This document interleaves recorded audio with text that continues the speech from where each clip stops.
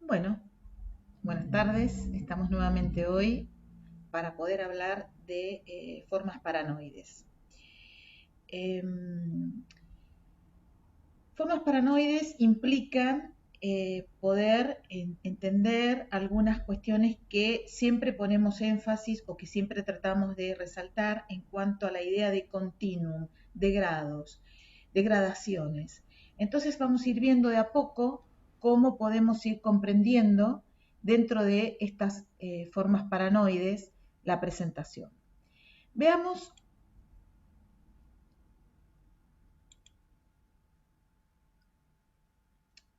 Veamos la clasificación que de alguna manera tenemos prevista para poder entender la psicosis, ¿no? Vamos a...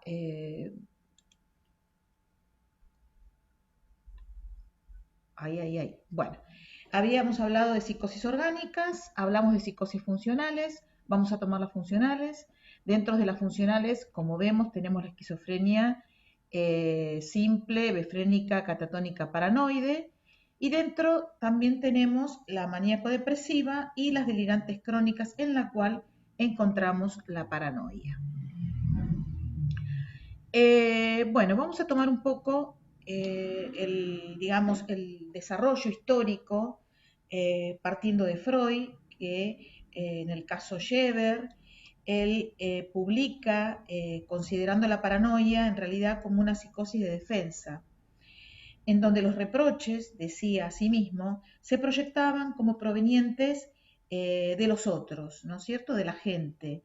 Y no mencionó ni causas emocionales ni afectivas.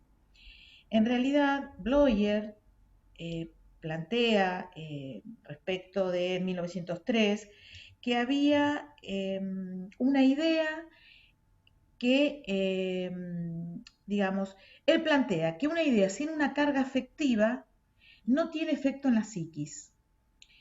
Eh, y es Adolf Meyer que en realidad planteaba, entonces la paranoia ¿qué es? ¿Es un trastorno emocional? ¿Es un trastorno intelectual? Y en realidad lo que dice es que la actividad mental en realidad tiene algo de ambas. Es decir, está implicada la parte intelectual y está implicada la parte emocional. Aceptando el factor emocional, en realidad, Bloyer plantea que hay ideas delirantes biolotímicas y catatímicas. Y dice que las primeras, en realidad, tienen que ver con la enfermedad, digamos, maníaco-depresiva, lo que sería digamos, los cambios en el afecto, por supuesto que depende de la fase en la que se encuentre, pero fundamentalmente tiene que ver con esta cuestión de fluctuación anímica. Por otra parte, en el caso de las catatímicas, él dice que son ideas delirantes que en realidad se producen por un afecto predominante y anormal, ¿no? Que en realidad ese afecto tiene características grandiosas o persecutorias. Por otra parte, la ausencia de paranoias puras, en realidad lo que llevó a considerar paranoides a cuadros similares con otros síntomas. De tal manera que Bloyer aplicó el concepto de síndrome. Síndrome aludiendo a un complejo, un conjunto de síntomas unidos entre sí patogénicamente. Bueno, los síndromes paranoides serían ideas delirantes y alucinaciones cuando se presentan en un estado de claridad mental y sin fluctuaciones primarias del afecto. Si retomamos nuevamente a Freud, eh, para tratar de entender la debilidad o predisposición de los sujetos que desarrollan esta enfermedad, él hacía referencia a un sentido patológico del desarrollo psicosexual. Es decir, él hablaba de una anomalía de mecanismos inconscientes defensivos de la integración del yo. Especialmente hablaba de la proyección y de la negación. Y hablaba de un abuso de estos mecanismos. Y lo plantea en el caso Yever contra los impulsos homosexuales. ¿Cómo es este mecanismo? Entonces, pongamos como referencia, yo lo amo, falla la represión, surge el super yo y la negación, no debo amarlo, surge lo contrario, entonces yo lo odio y por proyección él me odia. Quedando entonces elaborado como que él me persigue porque él me odia, ¿no? Fíjense cómo es el mecanismo.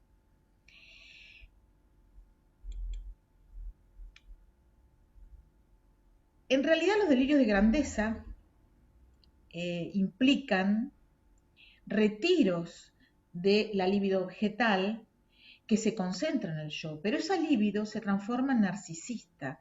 Entonces el objeto pasa a ser sobreestimado y magnificado. Es cuando hablamos de la megalomanía, que por otra parte, este delirio de grandeza por medio de la proyección en la megalomanía quedaría algo así como yo no soy indigno debido a mi deseo, falla la represión, o sea, es imposible aceptarlo, por supuesto, interviene el super yo no soy así, por negación yo soy grande y por proyección la gente dice que yo soy Dios, ¿sí? O sea, como de alguna manera hay un retorno forzado, desfigurado, en una proyección que estamos diciendo ya de un delirio de grandeza. Esta concentración de la libido, en realidad, a lo que lleva es a un detrimento en el contacto de la realidad, ¿no? O sea, la realidad se deforma o se destruye. El ser humano tiene distintas formas de reaccionar. Podemos decir que el paranoide sería una de ellas, porque los mecanismos de proyección y negación son defensores de la integridad de la persona. Por lo tanto, hay una escala de reacciones, ¿sí?, que van desde la tendencia, pasando por el estado y llegando a lo que sería la paranoia propiamente dicha.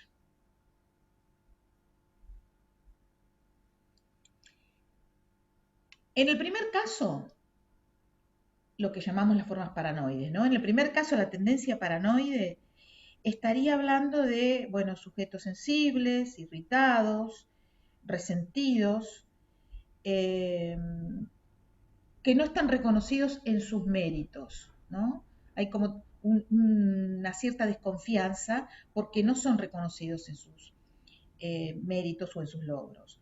Por otra parte, el estado carácter marcaría un factor como desencadenante que puede disparar una idea, un episodio de ideas delirantes hasta desorganizar la personalidad, que obviamente desaparece cuando ese factor desaparece y se restituye. Son sujetos inteligentes, suspicaces. Luego tendríamos lo que sería la paranoia, o mejor dicho, podríamos decir que en realidad en la esquizofrenia el síndrome paranoide, más que un factor desestabilizador, en realidad es un factor organizador en un nivel patológico. La enfermedad básica, que sería la esquizofrenia, con su trastorno fundamental del pensamiento, tiene trastornos de la cualidad afectiva y de la dirección de la acción. Y debemos diferenciarla de la paranoia. O sea, debemos diferenciar la paranoia de la esquizofrenia paranoide.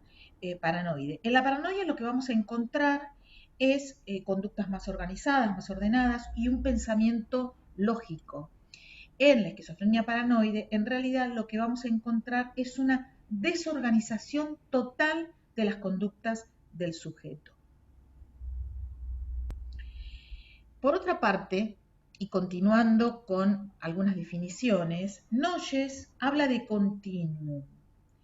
Habla de los estados paranoicos como continuum. Y habla de una transición continua con gradaciones, ¿sí?, imperceptibles que identifican en el grado con el cual el afecto concuerda con el tipo de intensidad del estímulo, ya sea según la experiencia y el ambiente, en el grado en el cual es correcta la evaluación de la realidad, en el grado en el cual el material subjetivo es simbolizado y proyectado en forma de experiencias sensoriales. Por ejemplo, las alucinaciones y el grado en el cual está alterada esa integración psicológica y desintegrada la personalidad. Entonces, retomando el concepto de continuum, definimos la personalidad paranoide como una, podríamos decir, exageración de situaciones cotidianas que en realidad el sujeto agranda hasta convertirlos en problemas cruciales que tal vez otro sujeto pasaría por alto. Pueden ser agresivos, en exceso, y ver un agresor en cada una de las personas que lo rodean.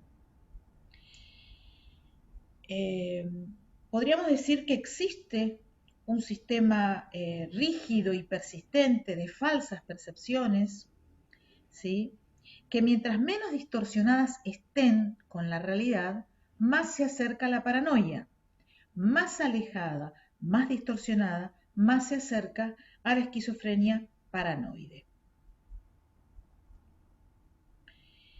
Por otra parte, antes de entrar en Shapiro, es necesario entender que estas características digamos, de desconocer algunos elementos de la realidad, que pueden ser por ignorancia o por factores intelectuales, que uno puede adquirir nuevos conocimientos y puede mejorar justamente y modificar en base a la experiencia. Cuando hablamos de ideas paranoicas, esto no sucede. Es decir, no pueden ser corregidas por medio de la experiencia, lo cual no es un dato menor a la hora de la evaluación. Si nosotros decimos, ¿vieron cuando uno dice, ay, tengo que tener cuidado en esto, tengo que tener cuidado en aquello? La ansiedad persecutoria está asociada a la salud y sí. ¿Por qué? Porque en realidad nos da un registro de peligros, de amenaza, nos permite cuidar la integridad, ¿sí? O sea, hay estados de alertas que en realidad nos permiten diferenciar aquellas situaciones que son gratificantes y aquellas situaciones que son peligrosas, ¿no? Y esto tiene que ver con un rasgo saludable en la organización psíquica. Si tomamos en cuenta a Shapiro, cuando habla de estilo, él caracteriza un modo de pensamiento suspicaz, con ideas y preocupaciones injustificables, que aparecen en un estado de continua vigilancia, ¿no?, ante una trampa, y que va a poner en evidencia en realidad una gran rigidez, abordando repetidamente una determinada temática y una búsqueda constante de claves, ¿no?, claves para confirmarla. Él dice que es un modo de conocimiento que va al detalle de las cosas, que examina con mucho cuidado, pero con extremados prejuicios, ¿no?, y pasa por alto lo que va contra sus hipótesis, ¿no? Es un proceso activo que requiere mucha energía, que es intencional, porque justamente la atención se va a caracterizar por un direccionalismo extremadamente tenso y rígido, ¿no? Más grave que cuando hablamos de la neurosis obsesiva, porque determina, digamos, éxitos ocasionales como fracasos en la búsqueda cognitiva de estos sujetos. No se le puede escapar nada que esté relacionado, por supuesto, con su búsqueda, sus intereses y sus expectativas. No sería la misma reacción ante el peligro como las personas histéricas, por ejemplo. Son correctas en la percepción, pero errados en el juicio, ¿no? Por eso Noyes plantea una desviación. En realidad, la característica es la hipersensibilidad y la hipervigilancia.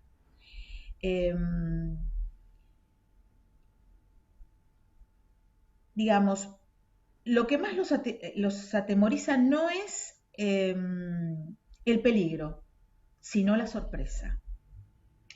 Hay un estado de tensión permanente que clínicamente presenta diferentes formas. Pueden ser agresivas, formas de vigilancia o una vigilancia defensiva.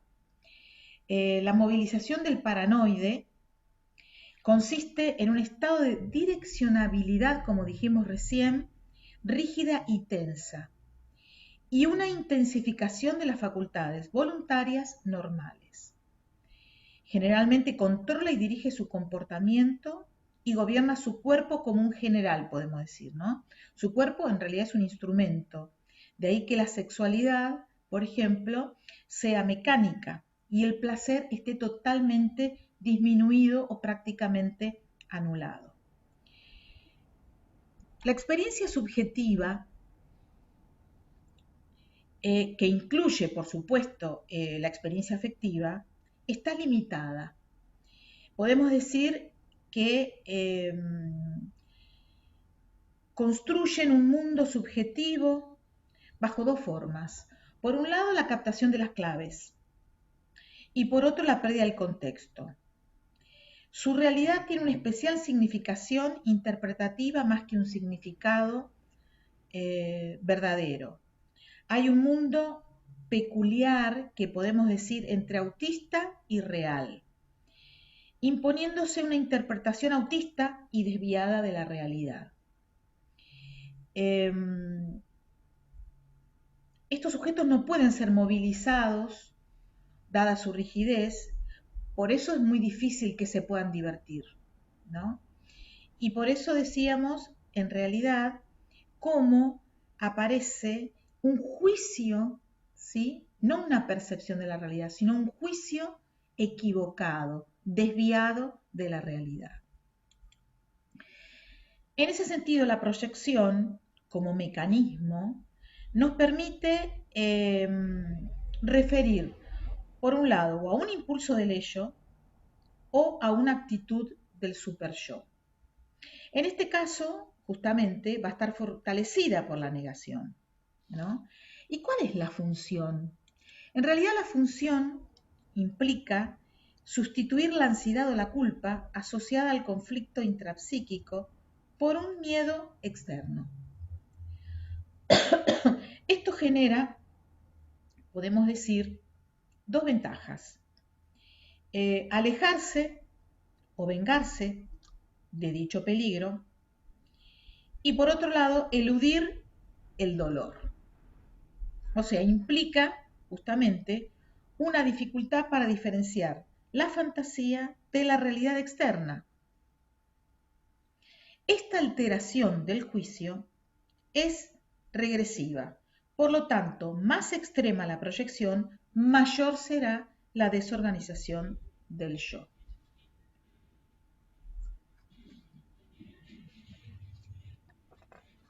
Bien.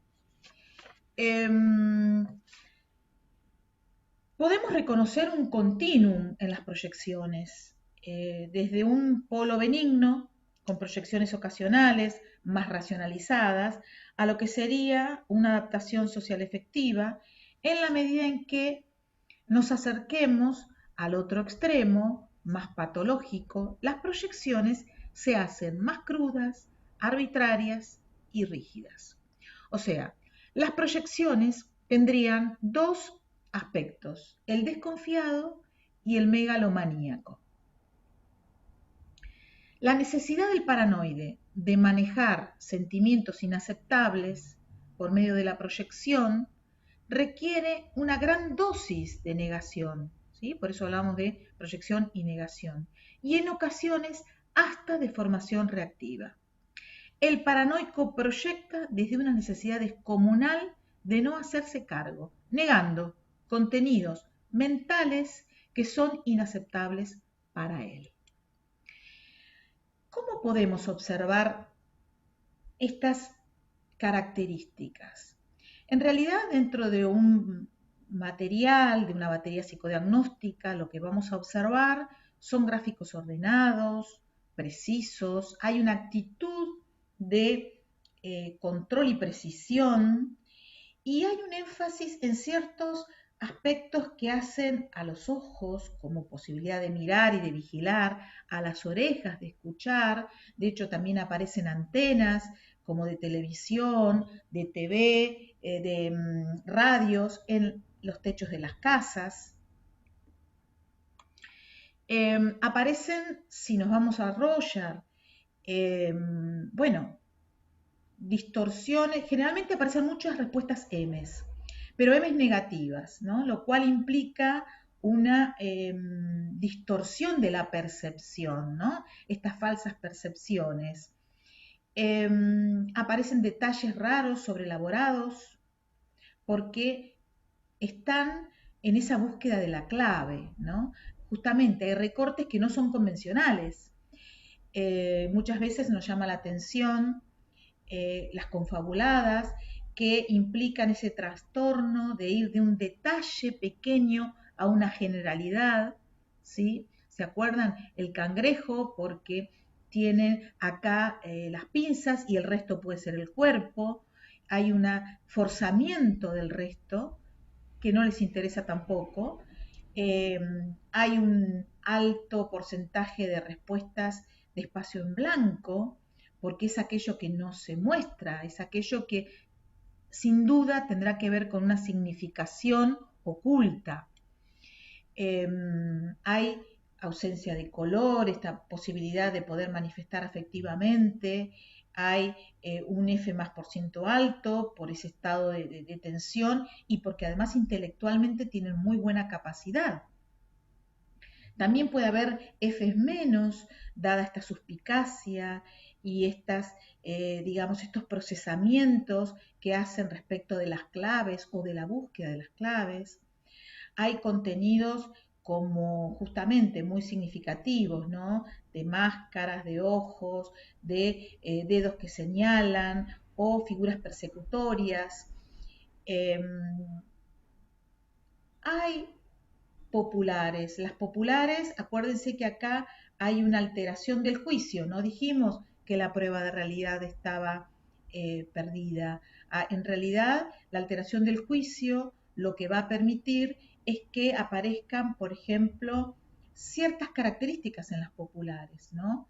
Como, por ejemplo, si tomamos la lámina 5, a veces no dan la popular por ser tan obvia y ante el obvio desconfían, u otras veces agregan aditamentos como murciélago con dedos y uñas a una popular. Los indicadores en términos generales, y sumamos la entrevista y sumamos todas las técnicas, tienen que ver con esto de búsqueda de la clave. Acuérdense la definición subjetiva, ¿no? Esta búsqueda de la clave lleva a una necesidad de autoprotegerse, lleva a una victimización y lleva a veces a conductas bastante expansivas y bastante como grandilocuentes, ¿no? Si estamos hablando de la megalomanía.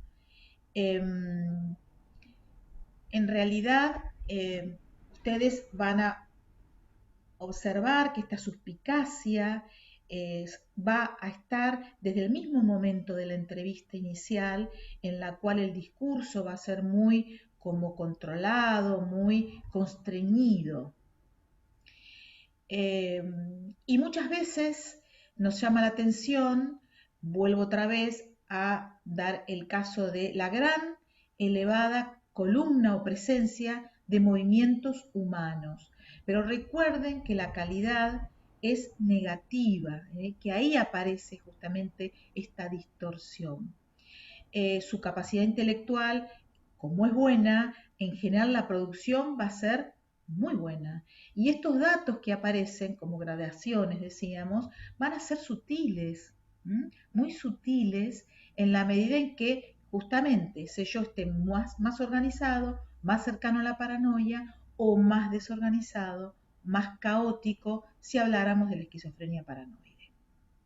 Un tema muy interesante, un tema para que ustedes puedan ver e ilustrar en este link que les dejo acerca de un sujeto de 27 años que podría ilustrar justamente todo lo que implica la manifestación de estas características que tratamos de expresar muy brevemente y de manera teórica. Espero encontrarnos en la próxima y espero que les haya resultado fácil de interpretar y de poder entender estas dificultades que hacen a las formas paranoides. Nos estamos viendo entonces.